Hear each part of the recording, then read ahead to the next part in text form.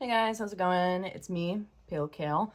Welcome back to Beauty and B Movies, my little slice of the internet that is devoted to all things bloody and beautiful. Today I'm going to be talking about the 1980 classic slasher, Prom Night, starring the amazing Jamie Lee Curtis. This one was something that I watched a while back. I was drawn to it because of Jamie Lee, obviously. She is the moment. Now, come on now. She's my absolute favorite. She's the best final girl in my book. This just kind of pulled me into watching this film with her in it. The plot of this film is about a masked murderer that seeks revenge on a bunch of students who are at a prom, just trying to boogie down to some good old-fashioned disco. This was a really fun ride. I had a good time reviewing this one. If you'd like to see me put together this little 80s blue inspired moment and listen to my frequent ramblings, or I guess I should say my very long-winded ramblings about this movie and everything I thought about it, just keep watching. Whoop, whoop. Here we go. All right. Time to get crack-a-lackin'. Do you guys know that it's prom night and everything is all right?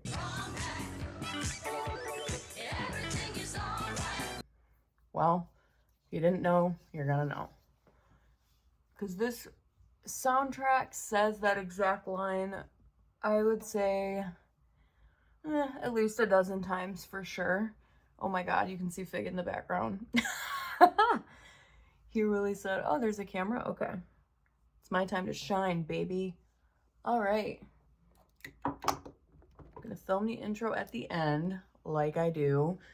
Gonna get into the plot points of 1980s Prom Night, starring the lovely, the icon, the diva, Jamie Lee Curtis, who happens to be like one of my top 3 favorite people ever. I can't get over Fig in the background.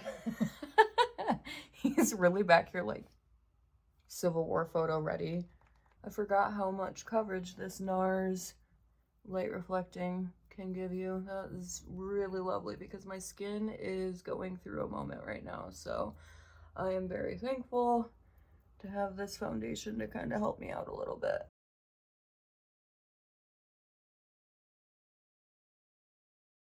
I'm gonna finish blending this out before I start actually like going into things, just because I want to make sure I get an even blend. Now, if you see me shifting and moving around in my chair, it's because I like to sit on my foot sometimes and my foot keeps falling asleep, so love that. So we open up with the title sequence, which is just kind of a bunch of kids hanging out at what appears to be an abandoned school, for lack of a better word.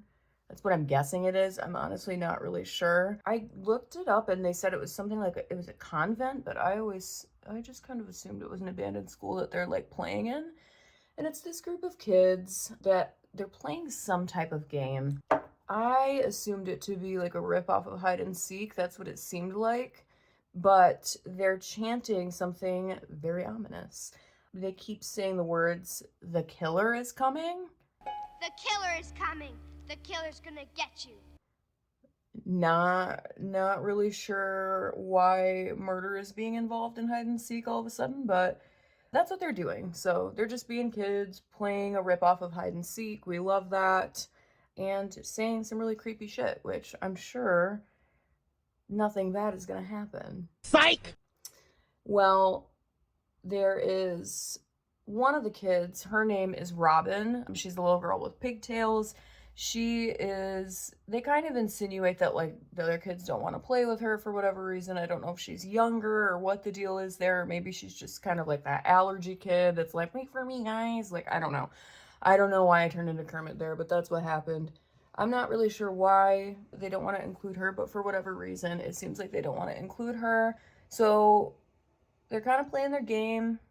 They chase Robin up the stairs of this school or convent or whatever it is. They chase her onto a ledge and ultimately chase her to her death. Robin falls off the ledge, falls out a window, and it's curtains. You see Robin's dead body outside and the kids kind of all gather around it. And right off the bat, we get the vibe that one of the kids, Wendy, She already seems to be a bully just at the top of the film. She tells the other kids, kind of convinces them, hey, let's just like act like this didn't ever happen, okay? Like, let's not tell anybody. Let's just run away and be like, we don't know what happened, and just leave this child's corpse here. So that sucks, you know. That's pretty shitty. I get it, they're kids, they're scared, but like, dang, that's pretty brutal in the first 5 minutes. No surprise there though. A child's death, it's more likely than you'd think. Anyway, we get a flash forward to 6 years in the future where Robin's family is laying flowers on her grave. Her sister is played by the icon, the legend, the grande dame, the one and only Jamie Lee Curtis. Hold for applause, of course. And then her brother is played by this guy, and we'll insert a picture here because I have no idea who her brother is played by.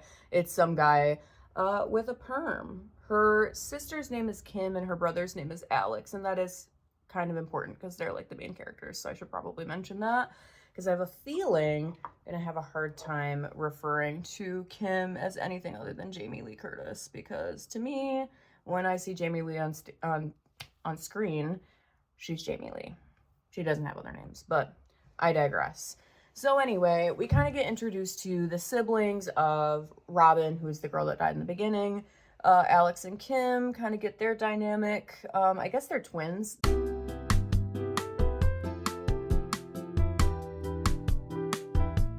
They didn't say that in the movie, but I saw something about it online saying they're twins. So, or maybe it did say it and I was just distracted by seeing Jamie Lee Curtis. It's definitely a possibility. But we kind of get introduced to their dynamic a little bit. They're talking pretty excitedly about prom coming up. Kim has a date with this guy named Nick, who was actually one of the kids from the beginning that was involved with their sister's death. But they don't know it because the kids all made this little pact to lie about it, basically, because kids are kind of rotten sometimes. So Kim has that date. She's going with Nick. And Alex says he doesn't have a date, but he's in charge of the sound system, so he sounds pretty cool. Bet you Alex is just super popular. Not that there's anything wrong with being in charge of sound systems, but, you know, it kind of gives me AV Club energy for, like, 80s kids, you know? I don't know. Anyway, that's what's going on with them. They're heading to school with their dad. He's the principal of the school.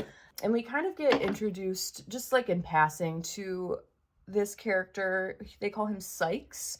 He's a gardener, and he's a little bit weird. He's kind of like leering at the girls. Jamie Lee Curtis actually says he's always staring at women, which is a little like, that's a little bit of a red flag. That's a little weird. But we kind of just get introduced to him in passing, this gardener who's kind of a creep. So next we get into the phone calls. Phone calls begin. We're kind of getting introduced to reintroduced to all the characters from the beginning, but now they're 6 years older since it's 6 years later, obviously. So we're re-meeting the kids who were part of this little like pact to lie about Robin's death or just withhold information about Robin's death, right? So we get introduced to Jude. She's kind of like, I don't know. I don't really get a lot of insight into her character, but the only thing they really mention about Jude is that she really, really wants a date to the prom and doesn't have one. That's like her whole character. So we get introduced to Jude, who gets a creepy phone call saying something about, do you want to come out and play tonight? Can you come out to play tonight? And then her name is crossed off of a list by an unseen character. So we don't know who's calling or crossing off their names in weird ways. But anyway, she gets this phone call and then she leaves to head to school. On her way to school, she gets, I guess, kind of stopped by this guy named Slick. Slick is pretty weird. He's just kind of an odd guy, you know. He stops random women on the street and hits on them, apparently because that's what he's doing with Jude. And Jude makes the amazing decision to accept his ride to school and hops in his creeper van, even though they just met and he just hit on her. So smart thinking, Jude. So after Jude gets the call, the next person to receive the call is Kelly, who's another girl. Again, we don't really we don't really get to know a ton of Kelly's character. I think really all we get to know, she keeps mentioning that she's a virgin and that she's like nervous to sleep with her boyfriend on prom night. So that's kind of her whole character, I guess, or at least what we see. She gets a phone call. She actually seems pretty affected by the phone call. She's kind of bothered by it. She's like, that was creepy. Like, I'm not into that, which kind of made sense, I guess. I think she was the kid in the beginning of the movie that was actually upset that they killed another kid. The other kids seemed completely unaffected, so yikes. And then we also meet Nick, who is, like we mentioned earlier, that's Kim's prom date. He is the prom king. His dad is like I think he's either a sergeant or a lieutenant. He says he's whichever one is higher. I think lieutenant is higher. I only know that because of Brooklyn Nine-Nine. I think he's a lieutenant at the police department, and he's actually kind of a pretty central character. Like, they show him a lot, so that's the only reason why I'm mentioning his career. That's Nick's dad. They're kind of walking out of the house, and Nick just happens to mention the dynamic between Jamie Lee Curtis and Wendy, who it was the girl in the beginning of the film that kind of convinced the other kids, hey, let's lie, or let's just not tell anybody that we killed this other kid. So she's the one who kind of initiated this. She's kind of the bully, kind of the villain of the film. He kind of mentions the dynamic between the three of them. He's with Kim, Jamie Lee Curtis's character, but Wendy has the hots for Nick. So she's kind of mad, trying to kind of drive a wedge between them. So that's kind of the dynamic that we get with their like little trio of characters. So this next scene, we go to the police department with Nick's dad, because remember, he is the lieutenant there, and he calls in this doctor whatever his name is. I don't know. I don't even know if they say the doctor's name. I don't think it was that important to the story. But what is important is that they are kind of discussing a patient that escaped from the mental hospital, the state mental hospital, or I think they call it the state hospital. The important thing about this scene is that the lieutenant tells Doctor whatever his name is, I don't know, I didn't write it down, that there has been an escape from a patient from the state hospital that was suspected of having something to do with Robin's death. And he's escaped, and they have a feeling that he's heading back towards their town. As I was watching this, I was kind of getting some Halloween-y vibes here. Like, this was 2 years after Halloween came out. Jamie Lee Curtis is in the film. I'm not saying anything. I'm not saying anything, but I did think it was interesting. They even say at one point, like, he's back, or he's returned, or something like that. And I was like, that seems a little bit Michael Myers adjacent, but what do I know? The next one in the little, like, murderer kids club to get a creepy, weird phone call is Wendy, who was the bully at the top of the film. Wendy, like so many other 80s villains of her time, has a side ponytail. So, you know, she's trouble. But Wendy's very unaffected by this. She's just kind of like, get lost. Like, she, like, doesn't even focus on it. We kind of just get a glimpse into, like, the type of person she is. She's kind of rude to her, like, maid. And then she jumps in her car, heads off to school. She's got, like, a cigarette. Like, Wendy's kind of like the bad girl, you know? She's, like, up to no good. She's like a classic 80s horror villain, I guess. So we get to school and we're introduced to yet another character. This one actually wasn't one of the kids from the beginning for the first time, so love that. His name's Lou. He's pretty much a straight up Neanderthal. Lou is kind of, he's just a creep and a weirdo. I think is enough said. He's very, very clearly interested in Jamie Lee Curtis, but she's just not that into him. She's all in for Nick. And apparently Nick is a hot little potato, because remember, Wendy really wants him too. So they have this kind of little, I don't know if I'd call it a love triangle, because, like, yeah, it's not a love triangle. They just both want this one bland, boring, vanilla white bread guy. How do these brows, are these brows like even close to even? I don't know. But anyway, we kind of have a little bit of a cutaway here where we see the doctor and Lieutenant Nick's dad, I don't remember his last name. They decided that the escaped state hospital patient is definitely coming back to town for revenge, which again, it just felt very Halloween coded. So we go back to school and we see Jamie Lee Curtis. She's kind of getting ready for prom. I need to start calling her Kim. I keep calling her Jamie Lee Curtis. I'm so sorry. It's just, when I see Jamie Lee on screen, I just can't think of her as anybody else. Like, she's a great actress, but that's Jamie Lee Curtis, you know? Anyway, she is testing out the disco dance floor for the prom that's coming up. I guess it's like a disco theme. Remember, it's 1980, so we're like right on the tail end of disco, I believe. I think 80s was kind of when disco like filtered out, right? She's testing out this disco dance floor with some pretty sick moves. We get a little bit more like trash talking between her and Wendy, who's kind of that bad girl, you know. She comes in and she tries to intimidate Jamie Lee Curtis with her side ponytail, and she says, you know what? You have fun at prom with Nick, but oh, she has a great line here. It's not who you go with, honey. It's who takes you home. I think she's extra jealous because, you know, Kim and Nick are prom king and queen, which is very sweet. And Kim kind of has this, you know, she's very like effortlessly popular. She's good at everything. She's an athlete. She's got sick dance moves. I think Wendy is a little bit jealous that, you know, Kim is kind of, you know, Kim's kind of the favorite. She's kind of that perfect girl next door. And she has Nick, and he must just be a hot commodity around these parts. I don't know. Now, in the cafeteria, we get a little bit of a scuffle with Lou and Alex, who is Jamie Lee Curtis. Kim. Alex is Kim's twin brother. Lou kind of walks up to Kim because you remember he has this like weird crush on her, and he essentially completely assaults her, like forcibly kisses her in front of everybody. It's really weird. And Alex jumps in to defend her. He essentially is trying to defend her and fight Lou, but ends up fighting like 5 different guys somehow. I don't know. But all in all, Lou gets suspended. Alex doesn't. It seems like, you know, it seems a little unfair, but also, I guess not. I mean, no, I lied. He was defending his sister. That's fine. It's just, I think because the dad is the principal, it makes me like, you know, kind of side-eye it a little bit, but actually no. Okay, so it turns out this is the closest I can get my mirror, and I chose to do a very ambitious eye look. Don't know why I keep doing this to myself. I just wanted to do like, I thought like 80s prom, I thought blue, I don't know.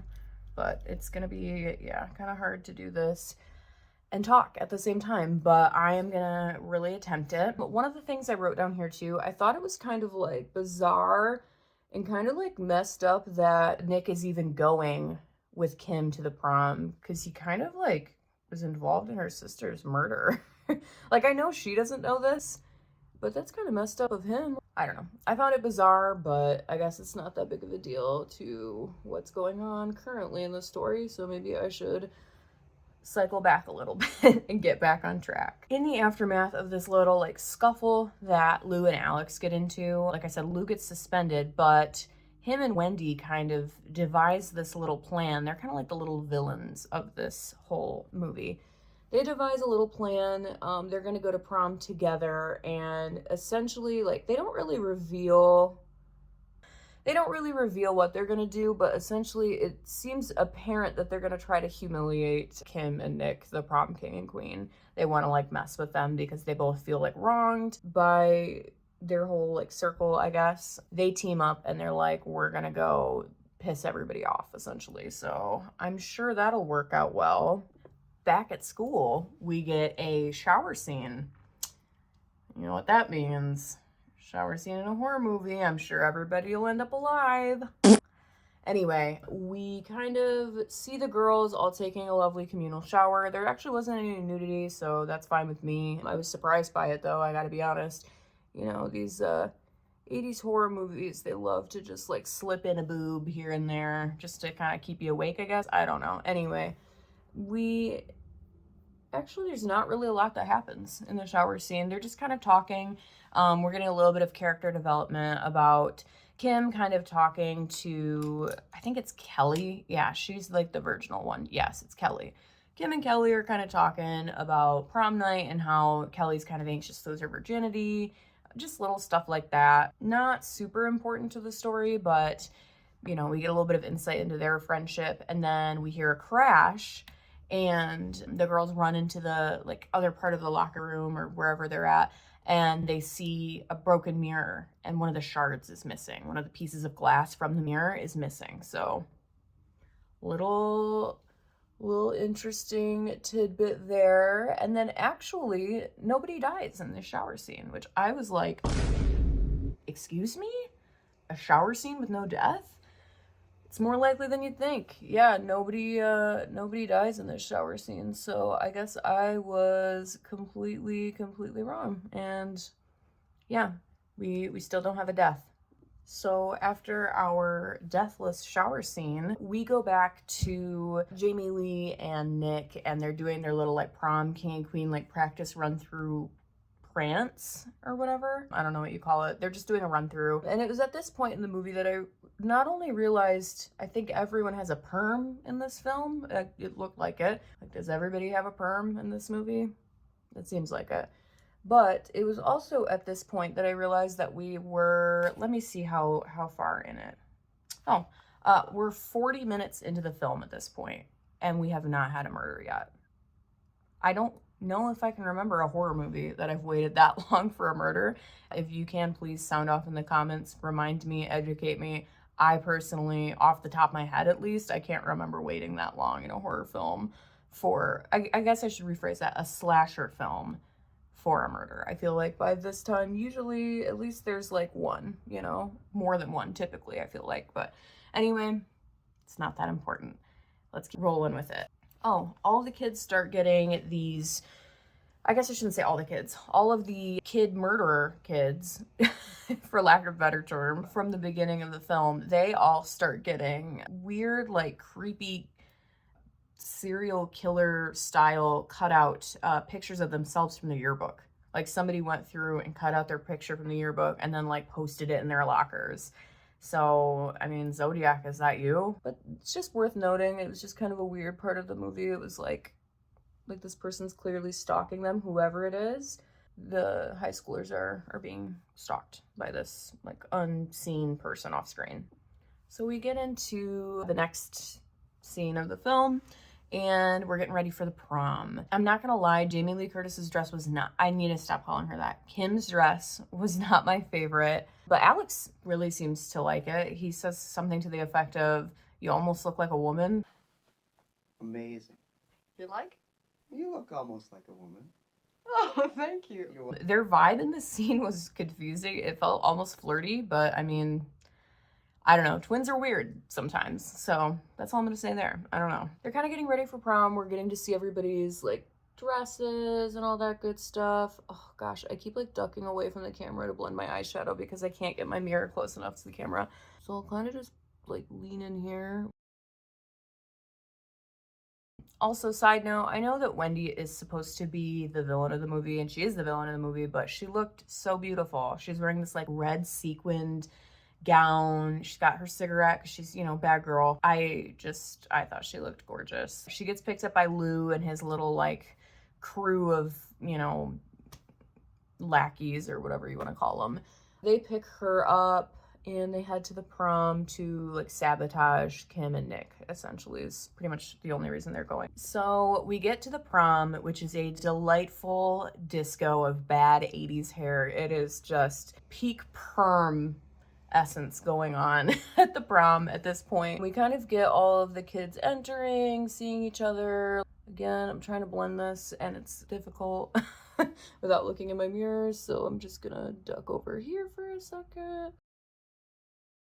Now, we are at the prom, we're vibing. Jamie Lee Curtis is dancing with her principal dad for some reason, and while her brother watches and laughs, I guess. It seems weird, but you know what? I'm just gonna go with it. We're all having a great time with our perms and our feathered hair, because I was wrong, that's my bad. It's not all perms, there's feathered hair too. Let's all gird our loins for my favorite scene of the film.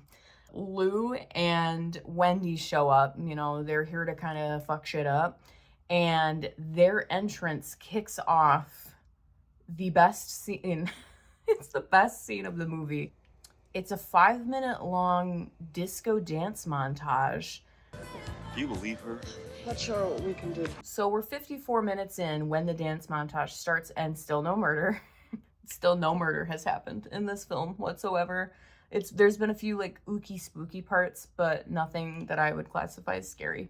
Anyway, so Nick and Kim bust out into the most amazing choreographed disco dance that has ever been seen. It's legitimately 5 minutes long. It ends at like almost 59 minutes in, I think. So it's 5 minutes long. It's uninterrupted. I have no idea when they had time to practice this. And it's to a song that I'm gonna go ahead and assume is called Prom Night, parentheses, Everything Is All Right. Because those are the only words said in the entire song. Oh wait, you know what? No, scratch that. I'm so sorry. It's not just that. It's prom night, no more feeling uptight, prom night, everything is all right. I kid you not, said at least a dozen times in this little like 4-minute span.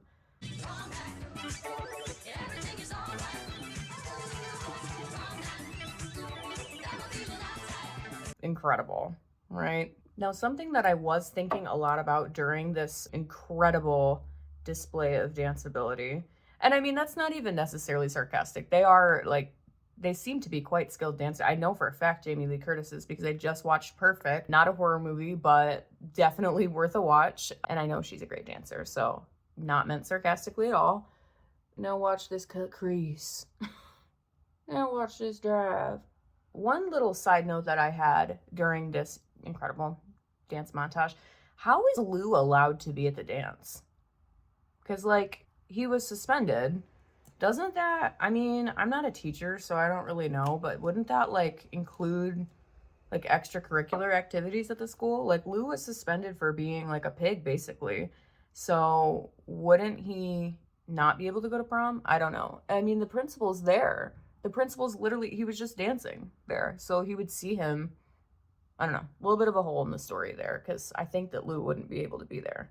So meanwhile, away from, again, the epic dance battle going on out there, Kelly and her boyfriend, this asshole named Drew, they're getting busy. In the locker room from earlier, I think it was, they're kind of getting down. Kelly and Drew are getting ready to get physical, let's say it that way.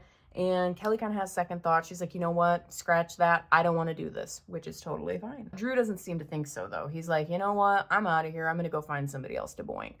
And leaves Kelly alone, which sucks for her. But we finally, an hour and 3 minutes in, get a murder. Kelly gets stabbed with the glass shard that went missing from the mirror earlier in the film. So we finally get a murder. It wasn't super interesting. It was a little ooky spooky, but nothing crazy that we haven't seen before. There was a really cool shot. I did note this down because there weren't a ton of like really interesting like shots that I noticed, but there was a shot of Kelly's like slit throat, and the red from it kind of turns into this bright red punch bowl in the prom. It like shifts scenes and goes back to the prom. So I thought that was kind of cool. That was definitely a cool move. Well, it seems that banging is in the air. I mean, it is prom night after all, because we move to our next little group of, I mean, ultimately victims, right? We got Slick and Jude. They ended up going to the prom together. This was the guy that picked her up off the side of the road and she got in his van. Well, they're in the van again and they're bumping uglies. Oof. Yeah, I gotta just blend that out a little bit here. That is an icy blue. Royal blue. Slick and Jude getting nasty in the van. Unfortunately for them, they are being watched by a creepy dude in the shadows. They decide they want to like, you know, go for it again. They're smoking a J. They're hanging out in the van, ready to kind of jump right back into the sack. And this is a horror movie, and we all know how it goes when sex and substances are in the mix. The killer bursts in through the door of the van and murders Jude, like, literally right away. So meanwhile, Slick, he sees this, and he's like, I gotta get out of here! So he tries to kind of drive away, but unfortunately for him, the killer forces him to drive off of a cliff, and the van explodes, which I don't know if that would actually happen, if the van would explode from that. Meanwhile, back at the prom, Wendy's in the bathroom asking strangers for mascara, which is, I'm pretty sure, how you get pink eye, so not a good idea, Wendy, but hey, whatever. She's in the bathroom looking to mooch mascara off of somebody, and she essentially gets chased out of the bathroom by the killer, who's wearing, I think I forgot to mention, this killer is wearing like a black ski mask. So he doesn't have like a creative, like fun, you know, like Michael Myers or Jason Voorhees mask, which I thought was fine. Like, I don't need that, but I thought it was worth noting. Another thing that I thought was really interesting about this killer in comparison to other ones at the time, he actually runs. He's pretty fast. Because like up till this point, I'm not gonna lie, I haven't really mentioned her at all, I don't think. But I assumed the killer might be Nick and Kim's mom. But she's this woman who seems very fragile, very like still obviously affected by her daughter's death, which makes sense. I kind of thought she might be the killer. But then I saw him doing like borderline parkour and I was like, might not be her. Might not be her. That actually doesn't really pan out, but that was my first guess. So we get a very prolonged chase scene throughout the school. The killer chases Wendy out of the bathroom. He kind of chases her all throughout the school. Wendy does try to hide in a car. I'm guessing it's like shop class, or maybe she was outside. I don't even remember. I just remember her getting in the car and me thinking, bad idea. That never really pans out well, but she tries it. So Wendy gets in a car. At this point, I was just feeling bad for her, honestly, because she's wearing like a bright, like crimson red dress. And how are you supposed to hide in that? The killer does find her in the car because of course he does. Ooh, eyeliner is not a possibility on camera for sure. I might just kind of like scoot over here for just a wee second. There we go. Beautiful. And then go a little fixsies. It's prom night. So we continue this extremely prolonged chase scene. It felt really long. I was like, there's gonna be something really good happen at the end of this. Like I was excited, you know? Well, I was wrong. We get to this like storage closet where Wendy's hiding. We see some blood dripping down and, you know, that's never good, never a good sign. Wendy looks up and she discovers the corpse of Kelly, who was the one who was killed with that glass shard. She screams, gives away her position, and the killer, I guess, hacks her to death with an axe. He suddenly has an axe, by the way. I don't know how he got it. I don't know if he maybe he got it out of Slick's van. Maybe Slick had that axe in there as well as that book with the little secret compartment for his joints. Anyway, somehow the killer has an axe now, and we don't really see what happens. We just cut to the next scene. We hear Wendy screaming. She's presumably hacked to bits, but we get literally this super, super extensively long chase scene and then no payoff at all. So that was very disappointing for me, if you couldn't tell.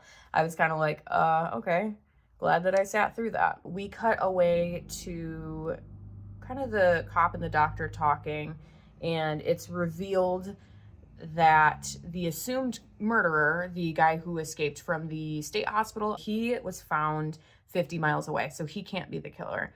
So it's not him, which I was happy about. I was like, I don't need this to be, you know, like a wannabe Michael Myers situation. Like, we don't need that.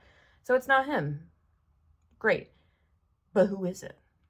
So at this point, I actually started suspecting the principal. I know that it's kind of, you know, it's a little bit of a weird thing because I just talked about how it couldn't be this like middle-aged woman because the killer's doing all these parkour moves, but I don't know. I was just trying to guess it. I thought maybe it was going to be the principal. So in the middle of all of this, they're kind of almost like narrowing down the pool of suspects here as to who this murderer could be, because the gardener, who everyone was kind of like worried about in the beginning, the creepy guy, I think his name is Sykes.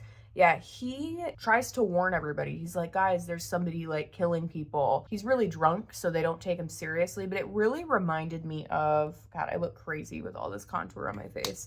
Hang on, let me blend at least my forehead out so I look a little bit less insane. But Sykes' character really reminded me of that guy from the first Friday the 13th. He might even be in other ones too, actually. But he's definitely in the first one. I just can't remember. It's been a while since I've seen it. I'm not gonna lie, a lot of times when I watch Friday the 13th, I start with the second one, because I like the second one better than the first one. But anyway, he kind of like comes and tries to warn people about the camp, and he's like, oh, it's like Camp Blood, it's evil. I think his name was Ralph. Crazy Ralph, am I wrong? If I'm wrong, let me know in the comments. But he reminded me of him a little bit. It was giving like, oh, I have to warn them, but I'm like the kook, so nobody believes me. That's kind of the energy it was giving. So again, seemed very familiar to something that came out around the same time. Though I did look it up, and actually I think Friday the 13th and Prom Night, I think Friday the 13th and Prom Night actually came out around, like, really, like, close together. So I don't know if they would have even seen the other movie and known that they had kind of a similar gag going on. So it might have just been a happy coincidence there. Who can say? Not me, because I wasn't there, and I don't know. We're kind of shown that it couldn't be Sykes. You know, it can't be him. He's drunk. He gets thrown out of the prom. He's kind of eliminated as a suspect, I guess. She's back, and she's got a lash on. So anyway, we go back to the prom, and with Wendy nowhere to be found, Lou decides he's still going to go through with this plan. He doesn't really need her. He's still got that vengeance against, I don't know. I thought his vengeance was against Alex, the guy who he got in the fight with, Kim's twin brother, but I guess it's their whole family, maybe? I don't know. I guess he's mad at Kim, too. He wants to humiliate, or maybe he just wants to be with Kim and have her all to himself. I don't know. Anyway, he wants to basically humiliate them, so that's what he's gonna do. So Lou's little gang of, like, lackeys, for lack of a better word. Ha, that's funny. Lackey, cute. Everybody's getting ready for, like, the little king and queen, like, prom king and queen little prance moment that they practiced earlier, right? But Lou is gonna get in the middle of that. So he and his lackeys, his little team of idiots, they grab Nick from behind the curtain, the guy who's the prom king, Jamie Lee Curtis's Kim's date, sorry. They grab him, they steal his crown, they kind of knock him out, they get him out of the way, and Lou puts the crown on himself. I guess he wants to be king now. Kind of seems like he just really wants Kim all to himself. Lou is being Lou. He's coming in, he's being weird, he's looking like an ape. Hey man, I'm not even the first one to say it. Jamie Lee Curtis said it earlier in the film, okay? So don't come at me.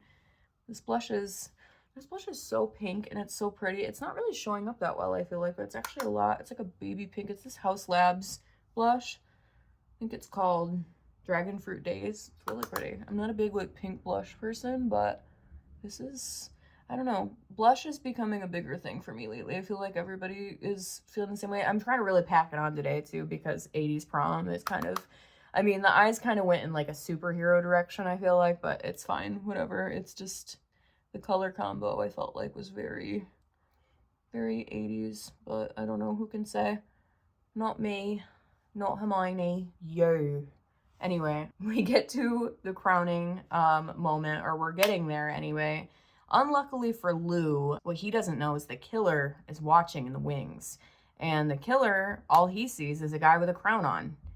If you haven't noticed by now, the killer is targeting all of the grown-up kids that were involved in Robin's death. Well, one of the kids that was involved was Nick, prom king, Mr. Perfect, who's actually secretly kind of a murderer. Now, the killer really just is seeing a guy in a crown, assuming that it's Nick. So unluckily for Lou, the killer walks up behind him, takes his axe, and beheads him. If it's a severed head, I'm going to be very upset. Lou gets beheaded. His head rolls out onto the disco dance floor. Everybody's freaking out. It's chaos, you know. There's a severed head on the dance floor just sitting there. Not super convincing, but still, you know, for the time, I'm sure it was scary. Some guy yells, "Everybody don't panic." I'm sorry, but if there's a severed head on the floor, I think it's okay to panic. I think you're good. You can freak out. Like, that's probably a normal reaction, I feel like. But I've never seen a severed head, so what do I know?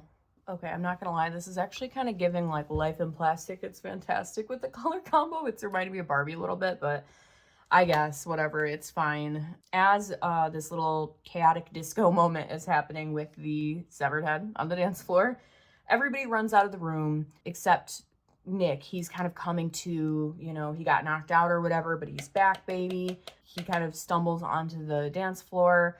Jamie Lee Curtis kind of runs towards him. We also see the killer emerging as well, though. Wow, look at that. She's strong. Anyway, the killer comes out onto the dance floor with his little axe. He's ready to go. He's like, come on, you're next, man. He's really going after Nick. And you kind of notice he gets in this scuffle with Nick. And Kim, or Jamie Lee Curtis, as I've called her throughout the entirety of this video, and I'm very aware of, Kim is really trying to help Nick and, you know, get the killer away from him. She kind of like tries to throw a chair at him, all this different stuff. But the killer seems pretty hell-bent on only going after Nick. He doesn't go after Jamie Lee Curtis. He's not like trying to mess with her at all. He's really just trying to murder Nick, it seems like. So it's definitely some kind of vendetta, as we've probably all already figured out at this point in the movie. The killer has been targeting, you know, the kids, who are also technically killers, honestly. I mean, they didn't like push Robin, but they like walked her to the left. I don't know. I find them to be, I think they're kind of low-key guilty, to be honest. So we're getting our kind of little scuffle on the dance floor, right? Everybody's scurried away. We just have Jamie Lee Curtis and Nick kind of fighting the killer on the dance floor. As I said before, the killer's really just focused on Nick, but Jamie Lee Curtis comes in, as she does, with that final girl energy, and she hits the killer with his own axe. So that was fun to see. We love Jamie Lee, we stan, obviously. Oh my goodness, more glitter. Anyway, killer gets hit in the side of the head, I believe, with the axe, and Nick does not get murdered. Side note, a knockoff version of I Will Survive, I think, is playing in the background. I'll tell you what.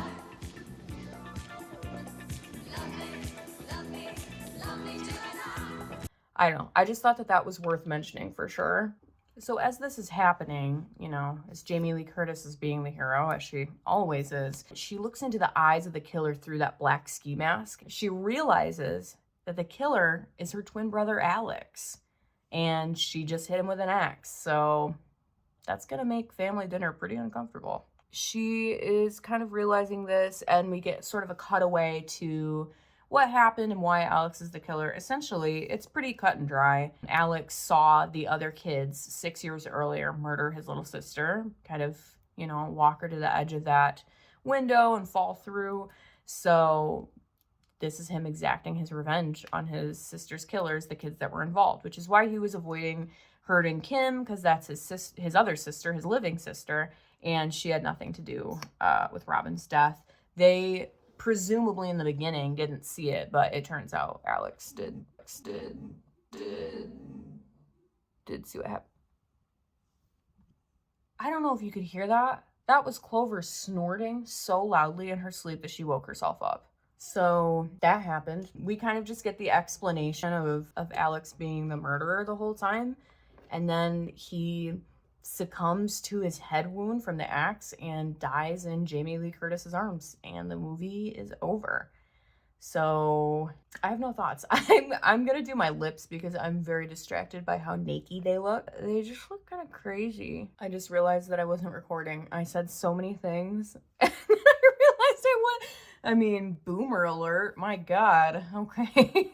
Damn, okay, I don't even know where I stopped recording, but we're gonna get into my final thoughts and my wrap up. So hi, welcome back, I have lips now, and let's get into it. Actually, give me 1 sec, I just wanna be a little vulnerable for a minute here. Set my makeup. Oh my God, sorry, I swallowed a lot of setting spray. I really like this blue eye. I don't do blue eyes very often, and I don't do pink blush that often either. We could do a little bit more. Yeah. Final thoughts. I think the general idea of this is good, right? The general idea is strong. Vengeance plot, you know, it made sense to me in some ways. I think they could rework this into like a modern slasher and do pretty well with it. I think the story itself, decent, right? The problem I had with it was one of the big plot holes. Why did Alex wait for so long to exact his revenge? Why was he just like sitting around for like 6 years just thinking about how mad he was and saying nothing, like not telling anybody, hey, these kids murdered my sister. That guy got incarcerated for murdering his sister. I don't know if I mentioned that earlier, but the guy who they suspected of killing Robin, he was like in the state hospital, I think for like insanity or something like that. He got incarcerated for it. So he was wrongfully imprisoned, I think. And yeah, I don't know. I guess I just didn't get why he would be sitting around for 6 years saying nothing and just waiting until prom night to exact his revenge when prom had nothing to do with his sister being murdered. Had nothing to do with her dying. Like, they were like kids. There was nothing about prom whatsoever, but then he waits until their prom night to murder people. I don't know. I guess I didn't really get that, but all of that aside, okay. I also felt like the pacing was very slow for this one. I mean, we didn't get a murder until over an hour into the movie. Sound off in the comments below if you can think of any other slasher where they have waited that long to give us a murder, because it felt like so much buildup and it just wasn't really that scary. Like, I didn't really feel like scared or nervous at any point. I'm also very desensitized to horror movies at this point, so that could just be my damage. However, I will say some positives, of course. Some positives about the film that I noticed. Obviously, Jamie Lee Curtis, we stan. We gotta give it up for the girl. The OG, the brilliant. She's my sister. She's my mother. She's my friend. I don't know a better person. She was great. Her acting was wonderful. I mean, as always. I also really loved the prolonged disco dance number.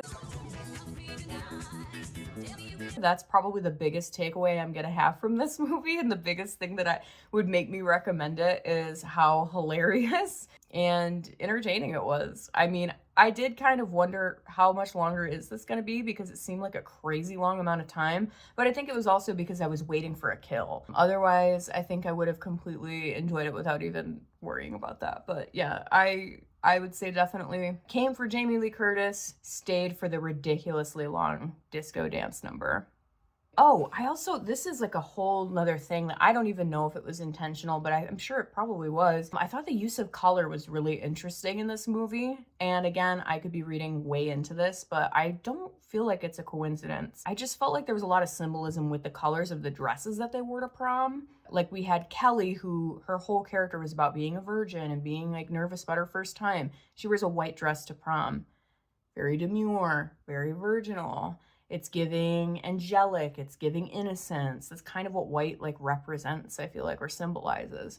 I thought that was interesting. We got Jamie Lee Curtis, or Kim, wearing pink. And she's kind of, you know, that perfect popular girl, very effortlessly well-liked. She's the prom queen. She's that perfect girl next door. And she's wearing that pink. Really, I feel like that represented a lot of femininity for the time. So I thought that was really interesting. And then, of course, we got Wendy, our resident villain, our bad girl, our side pony wearing bad girl. And she's wearing that beautiful red sequin gown. Red has always been that kind of like, you know, danger, kind of seductive color. If you've seen Mrs. Doubtfire, we all know that red is the traditional color made for streetwalkers. I feel like it made sense for Wendy. She's kind of that bad girl. She's always scheming and smoking and kind of, you know, just causing trouble. I'm not sure if it was a completely planned thing, but I don't think it was a coincidence. It makes sense to me. I thought that was a really interesting little like side note that I noticed throughout the film. I thought the use of color was really cool. So kudos for that one. Overall, pacing was weird. It wasn't my absolute favorite 80s slasher I've ever seen, but I still thoroughly enjoyed it. Thank you, Jamie Lee. Of course, as you can tell, I'm a huge fan. So she was kind of the main thing for me. And then, of course, that great disco scene. It's still going to get 3 pumpkins for me. It's going to get 3 just for Jamie Lee alone. And, of course, that iconic dance scene. It seems like there were some missed opportunities, but overall, it's worth a watch, I'd say. Not the best thing, not the worst thing. Now, there are several sequels as well, so I don't know. What do you think? Should I watch the sequels? Let me know down below what you think. Should I watch the sequels? Should I watch something else? What did you think of this video? Do you think that I rated Prom Night too high? Was I too harsh on it? Is it a cult classic? Should I watch the sequels? I don't know. I'm not exactly rushing to because Jamie Lee isn't in them, but you know what? How about this? If people want it, I'll do it. Okay? Thank you again so much for watching. Please make sure to like, comment, and subscribe. Share this video with your friends, anybody who loves makeup or horror, and I will see you next time. Bye.